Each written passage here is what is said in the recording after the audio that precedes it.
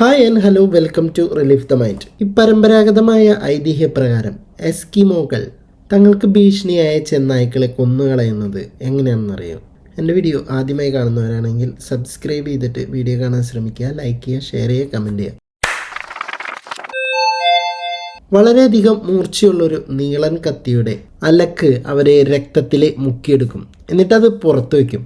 പുറത്തു കൊടും തണുപ്പായതിനാൽ നിമിഷ നേരം കൊണ്ട് രക്തം കട്ടിയായ നേർത്തൊരു പാട പോലെ ഈ കത്തിനെ ആവരണം ചെയ്യും. വീണ്ടും അവരെ ആ കത്തി രക്തത്തിൽ മുക്കിയെടുത്ത് പുറത്തു വെച്ച് കട്ടിയാക്കും.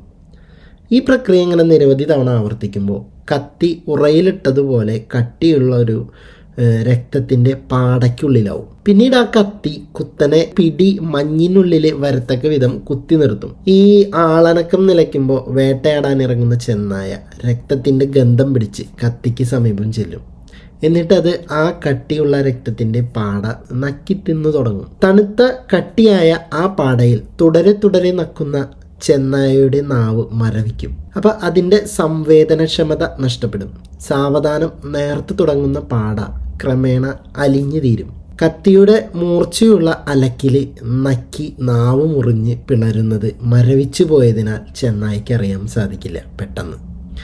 ആദ്യത്തെ നക്കിന് തന്നെ നാവ് മുറിഞ്ഞൊലിക്കുന്ന രക്തം തൻ്റെയാണെന്നറിയാതെ ചെന്നായ നക്കിക്കൊണ്ടിരിക്കും. പിന്നെ പാളികളായി നാവ് പിളർന്ന് ചെന്നായി സാവധാനം രക്തം മറന്നു മരിക്കും.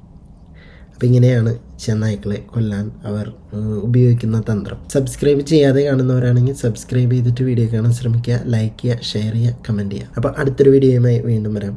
ബൈ.